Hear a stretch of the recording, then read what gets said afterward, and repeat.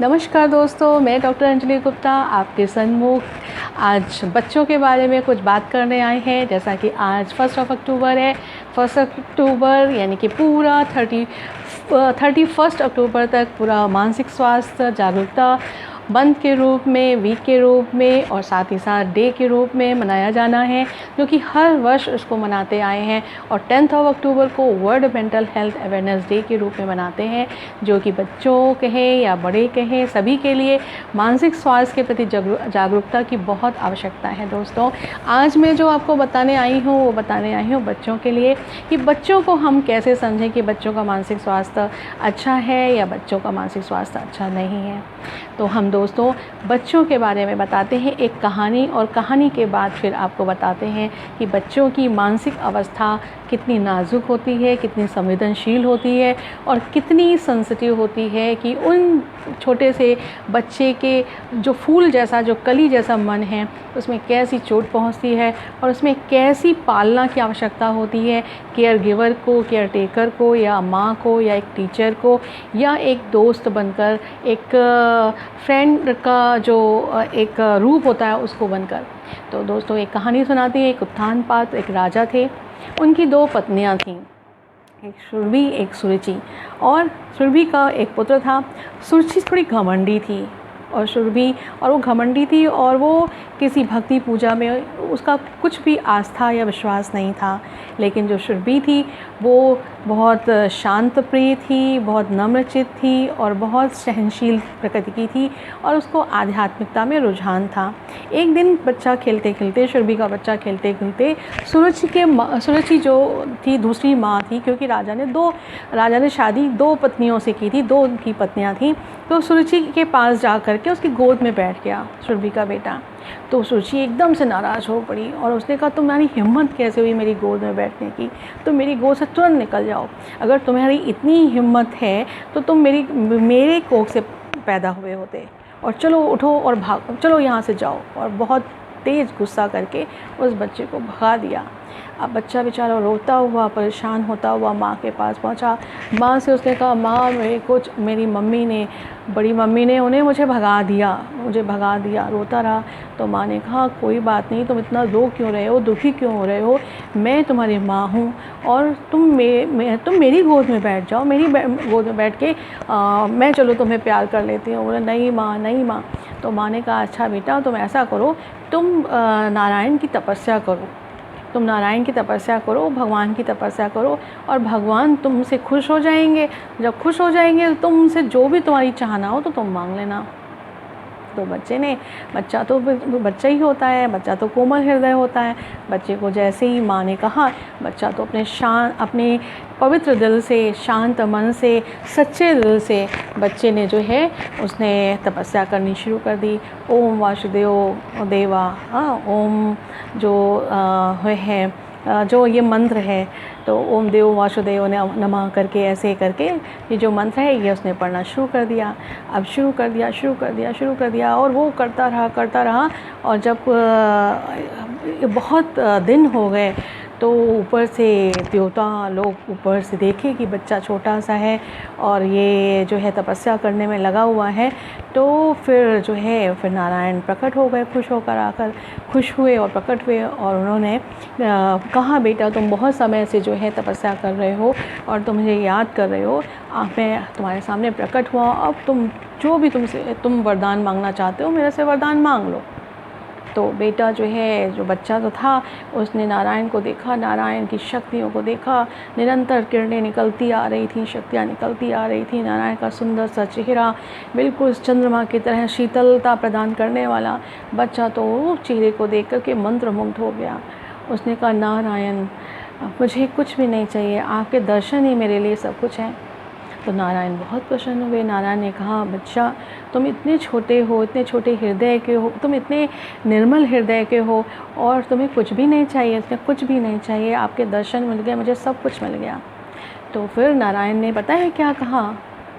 बच्चों को पता होगा ये कहानी, पता है बच्चों, आप समझ गए होंगे वो कौन उन्होंने ये दिया वरदान, तुम ही ध्रुव तारा बनोगे, तुम्हारा विश्व में नाम होगा और तुमको ध्रुव तारे के रूप में लोग जानेंगे। और जब आसमान में देखेंगे तो वो देखेंगे कि वो कौन सा तारा जो सबसे ज़्यादा चमकदार तारा है, और वो ध्रुव तारा है, और वो तुम होगे। और बच्चे को वरदान देकर नारायण जी चले गए। तो आप सोच लीजिए कि बच्चों का इतना निर्मल हृदय होता है, इतना संवेदनशील हृदय होता है कि वो इतने छोटे होते हैं फिर भी किसी का व्यवहार अगर नकारात्मक होता है, रवैया जो है वो एक सही मैसेज नहीं देता है, एक प्यार वाला नहीं होता है, नफ़रत भरा हुआ होता है, तो बच्चे के मन को बहुत ठेस लगती है। अब दिशा निर्देशन देने वाले माँ का जो दूसरा रूप दिखाया कि माँ ने उसको आध्यात्मिकता की ओर मोड़ा। उसने ये नहीं कहा हाँ माँ तुम्हारी बहुत ख़राब है, देखो तुमको ऐसे इसने बुरी तरह से फटकार दिया, बहुत गलत बात है, और वो पापा के लिए नफ़रत भरती या माँ के लिए नफ़रत भरती, तो बच्चे के मन में नफ़रत की भाव आ जाता उस माँ के लिए, या अपने पिता के लिए भी नफ़रत का भाव आ जाता कि पापा ने 2 शादी क्यों की, क्यों ऐसा उन्होंने ऐसा किया, क्यों नहीं मुझे एक अकेला जो है अधिकारी बनाया। लेकिन माँ ने कहा कि नहीं बेटा तुम तपस्या करो, और बेटा जो है निर्मल हृदयी वो बच्चे ने तपस्या की। तो दूसरा जो स्टेप होता है वो माँ का होता है, माँ किस गाइड बन कर के किस ओर ले जाती है अपने बच्चे को। तो ये बहुत ज़्यादा ज़रूरी होता है मानसिक स्वास्थ्य के लिए कि हमारा दिशा निर्देशन क्या है और कैसा है। जब परिस्थितियाँ ऐसी होती कि हमारे घर में ही आपस में मम्मी पापा के बीच में लड़ाई झगड़ा होता है, प्यार नहीं होता है, या आपस में किसी में ज़्यादा जो है डोमिनेटिंग होता है, कोई डोमिनेटिंग नहीं सबमिसिव होता है, कोई अल्कोहलिक होता है, किसी में मम्मी पापा के कारण बहुत से ऐसे क्रिटिसिज्म आलोचनाएं की जाती हैं, तो बच्चे पर उसका मानसिक स्वास्थ्य जो है गड़बड़ा जाता है। और ऐसे में बच्चा धीमे धीमे घर से बाहर रहना पसंद करने लगता है। घर में उसको सफोकेशन फील होता है, और घर से बाहर जाता है, स्कूल जाता है, कोशिश करता है हम स्कूल में ज़्यादा से ज़्यादा समय बिताएं। अब जब स्कूल का समय तो बीत गया तो समय कहाँ बिताएं, तो फिर वो बाहर कहीं कभी पेड़ के नीचे, तो कभी मॉल में, तो कभी किसी जगह पर अकेले चुपचाप बैठा रहता है। अगर वो उसको उसी समय कोई संगति ऐसी मिल गई कि उसने देखा ये तो बच्चा है यहाँ पे बैठा हुआ है अकेला, तो क्यों ना हम इसको अपने ग्रुप में ले लें। तो कुछ जो शैतान प्रकृति के बच्चे होते हैं ऐसे बच्चे को अपने साथ ले आते हैं, अरे यार तुम अकेले यहाँ कहाँ बैठे हो, चलो तुम मेरे साथ आओ, और वो उसको अपने साथ ले जाते हैं। और वहाँ पर वो फिर क्या करते हैं कि स्कूल में जब वो बच्चा जाने के लिए होता तो कहते स्कूल क्यों जाते हो तुम, चलो मेरे साथ, चलो झूला झूलते हैं चल करके। छोटे छोटे बच्चे होते हैं, बच्चों को झूला झूलना, खेलना, मैदान में जाना, दौड़ी लगाना बड़ा पसंद आता है। तो बच्चे को पार्क में ले जाते हैं, स्कूल जाने की जगह पे उसे अपनी ओर डाइवर्ट कर लेते हैं, माइग्रेट कर लेते हैं और पार्क में ले जाते हैं। फिर पार्क में बच्चा जाने लगता है। अब वहाँ पार्क में कुछ बच्चे और वहाँ पर पहले से एक ग्रुप बना हुआ होता है, और वो ग्रुप कैसा होता है, जो वाइटनर लेने वाला होता है, कोई ना कोई नशे पदार्थ लेने वाला होता है, कोई गांजा है, कोई भांग है, या कुछ ऐसी और भी ऐसी चीज़ें हैं जो इस तरह से करते हैं। एक सेकंड ब्रेक ले लूँ।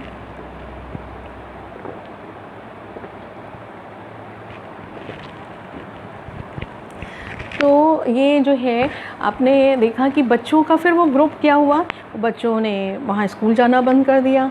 अब घर में तो ड्रेस पहन कर जा रहे हैं, यूनिफॉर्म पहन कर जा रहे हैं, बैग में उन्होंने चुपके से दूसरा ड्रेस रख लिया और वो मॉल में गए। छोटे बच्चे हैं 6-7 में पढ़ने वाले, लेकिन उनकी संगति बिगड़ गई और वो मॉल में गए या कहीं भी रेस्टोरेंट में गए या पार्क में ही गए और जा कर के पेड़ के नीचे जाकर अपनी ड्रेस चेंज कर दी और घूम रहे हैं।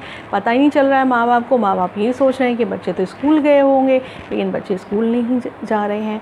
अब वहाँ स्कूल भी नहीं जा रहे हैं तो फिर क्या होगा, वहाँ पर दूसरी संगति में आकर नशा भी लेने लग गए।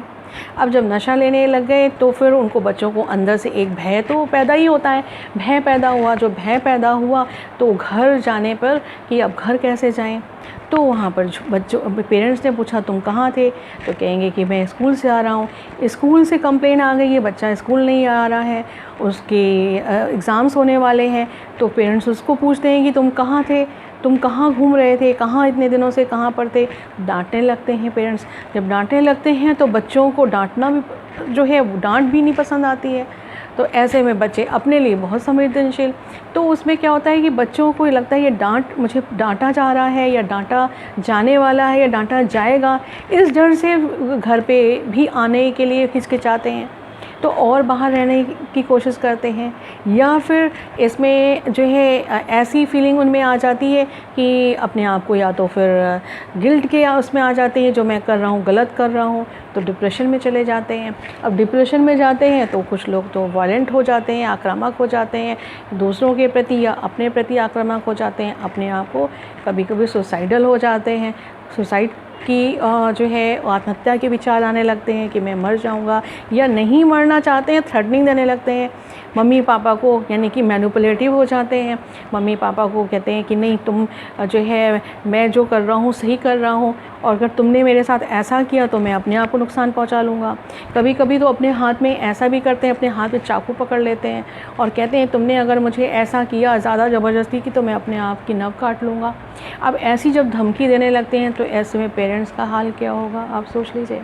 तो ये बच्चों की जो मानसिक स्वास्थ्य है, जो मेंटल हेल्थ है बच्चों की, फिर उसमें क्या होती है कि वो फिर थ्रेटनिंग दे करके पेरेंट्स को ब्लैकमेल करना शुरू कर देते हैं। अब पेरेंट्स बच्चे की मदद करना चाहते हैं, उन्हें समझाने की कोशिश करते हैं, लेकिन अब बच्चा तो उसके हाथ से पूरा बाहर जैसे आउट ऑफ कंट्रोल हो रहा है। अब उस आउट ऑफ कंट्रोल में बिहेवियरल जो भी इश्यूज़ आ रहे हैं, जो व्यवहारिक समस्याएं आ रही हैं, अब उसमें माता पिता ये भी नहीं समझ पा रहे हैं कि बच्चा आखिर ये क्या हो रहा है और कैसे इसको मैं सुधारूं। वो सोचते हैं ये बच्चा जो है बदमाश हो गया है, शैतान हो गया है, गलत संगति में आ गया है, तो और आलोचना करते हैं। कोई कोई के माता पिता में से कोई पिता है या माँ है, बच्चों को बहुत पिटाई करते हैं, बहुत मारते हैं, उससे बच्चा तो और आक्रामक हो जाता है, और ऐसी स्थिति में तो कोई कोई बच्चे तो घर छोड़कर भाग जाते हैं। ये बच्चों के मानसिक स्वास्थ्य है। तो एक तो ये मानसिक स्वास्थ्य का एक पैटर्न हुआ, एक ये तरीका हुआ। दूसरा मानसिक स्वास्थ्य का पैटर्न ये हुआ कि कोई बच्चे बहुत फियरफुल होते हैं, स्कूल जाने से डरते हैं, भय उनको होता है, छोटी छोटी बातों में भय होता है। और भय होने पर क्या होता है, कभी कभी बच्चों में ऐसी समस्या देखने को मिली है कि बच्चा पढ़ने में बहुत होशियार है, मतलब मान लीजिए उसको 100 में 97, 95, 96 ऐसे मार्क्स आते हैं, अचानक वो बीमार पड़ गया, फ़ीवर आ गया, अब स्कूल नहीं जा पाया, पढ़ाई अच्छे से नहीं कर पाया, उसी समय उसके एग्ज़ाम्स चलने वाले हैं, अब उसमें अच्छी तैयारी नहीं कर पाया तो उसके एग्ज़ाम में मार्क्स अच्छे नहीं आए। अब उसको अंदर में इतना संवेदनशील है कि अब मैं कैसे शक्ल दिखाऊंगा, टीचर मुझे क्या कहेंगे, या बच्चे मेरी हंसी उड़ाएंगे, या मैं तो अभी मॉनिटर था, मॉनिटरशिप से मुझे हटा दिया जाएगा। तो वो उनके अंदर जो नकारात्मक नेगेटिव कॉग्निशंस डेवलप होने लगते हैं, उससे वो फोबिक होने लगते हैं। फोबिक होने लगते हैं तो सीधा वो एक्सप्रेस नहीं कर पाते हैं कि मुझे डर लग रहा है या मुझे फोबिया हो रहा है। ऐसी स्थिति में क्या करते हैं, वो एकदम या तो स्कूल जाने के समय उनको सी फीवर का चढ़ जाना, या फिर स्कूल जाने के समय पे उनको सिर में बहुत ज़्यादा दर्द होने लगना, सिर भारी हो जाना, या चिल्लाने लगना, या उनके हाथ पैरों में जैसे पैरालिसिस जैसा कोई अटैक पड़ गया हो, एकदम पैर बिल्कुल जैसे कि ढीले हो गए हो, पैर से चल नहीं पा रहा हो, हाथ में जैसे नमनेस आ गई हो। तो इस तरह से शो होना जैसे कि वाकई उसको कोई शारीरिक लक्षण या शारीरिक बीमारी संबंधित कोई परेशानी हो गई है वो। और जब वो स्थिति इतनी बिगड़ जाती कभी कभी बच्चा जो है कंट्रोल में नहीं आता है, ऐसा लगता है कि बस वो या तो खुद को ख़त्म कर लेगा या पेरेंट्स को ख़त्म कर देगा। और स्कूल का नाम लेने से इतना हाइपर हो जाता है, इतना बच्चा हाइपर हो जाता है कि लगता है कि जैसे अब क्या होगा। ऐसा केस मेरे पास आया, जो मैं अपने ही केस का एग्ज़ाम्पल बता रही हूँ दोस्तों। तो मैंने उस बच्चे के साथ, या अनेक ऐसे बच्चों के एग्ज़ाम्पल्स हैं, लेकिन मैं उसका एग्ज़ाम्पल ख़ास तौर से बता रही हूँ कि पेरेंट्स ने कहाँ बेंगलोर दिखाया, कहाँ दिल्ली में एम्स में दिखाया, कहाँ सहारा हॉस्पिटल लखनऊ शहर में दिखाया, फिर अल्टीमेटली मेरा नाम सुनकर के वो मेरे पास आए।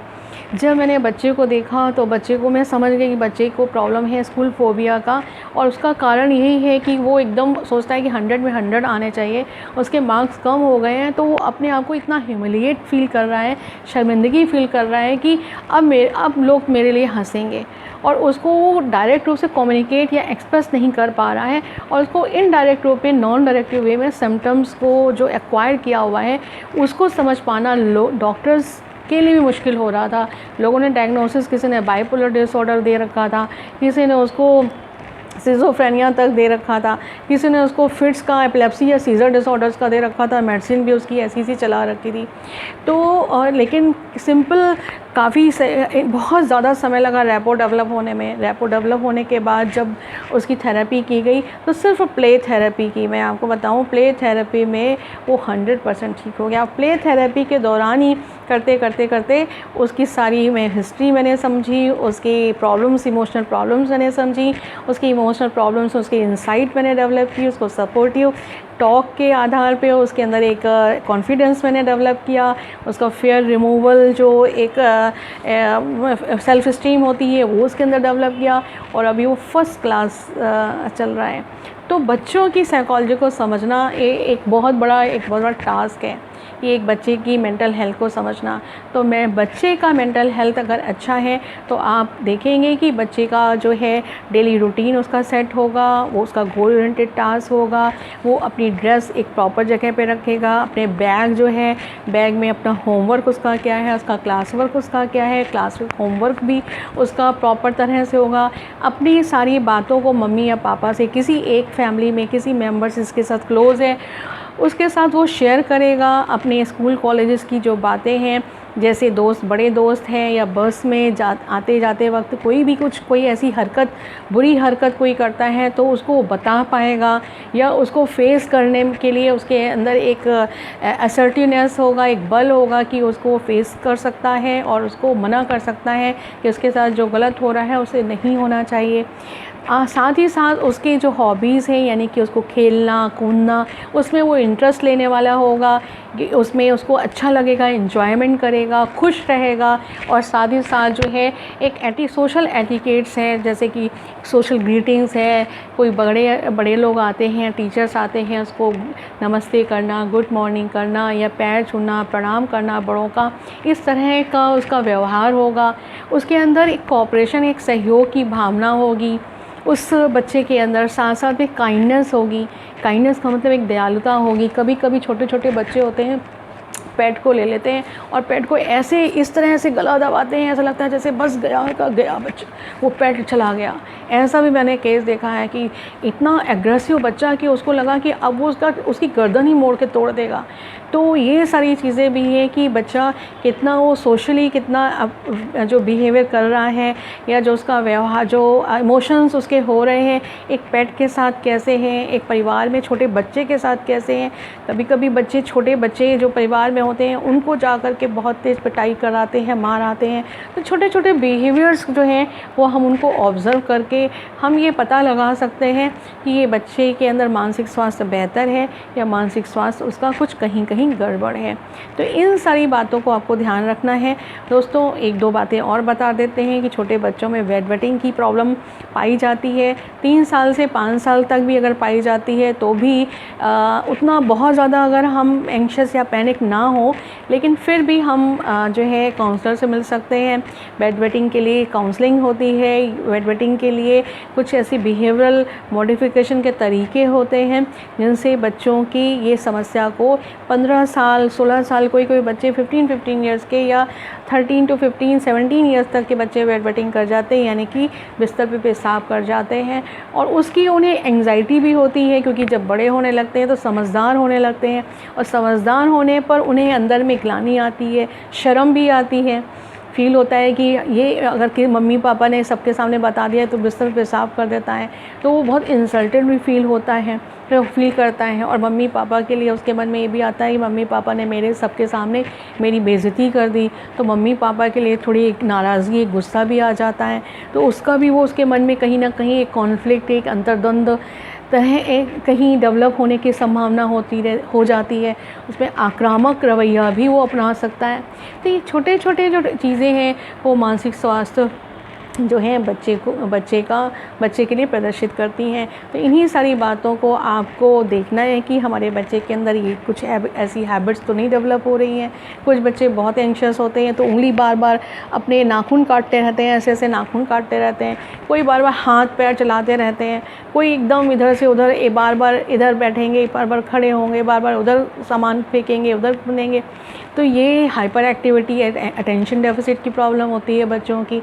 कहीं कहीं और लर्निंग डिसेबिलिटी की, जैसे कि पहले भी मैंने बताया था कि उसमें उनको लेटर्स जो हैं रिप्लेस कर देते हैं या एडिट कर देते हैं, या ऐसा एक लेटर स्किप कर देते हैं या लेटर को बदल देते हैं।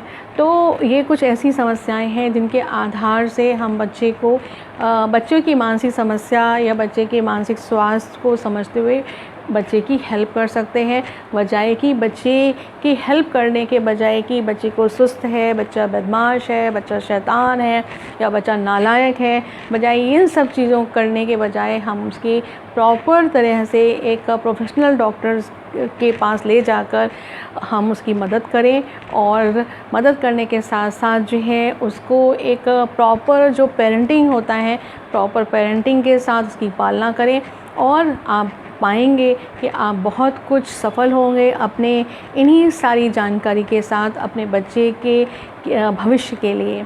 तो बच्चों का अगर भविष्य अच्छा चाहते हैं, अच्छा उनका मानसिक स्वास्थ्य चाहते हैं, तो आपको सजग रहना पड़ेगा, जागरूक रहना पड़ेगा और साथ साथ में आपको एक्टिव भी रहना पड़ेगा, यानी कि आपको क्रियाशील भी रहना होगा।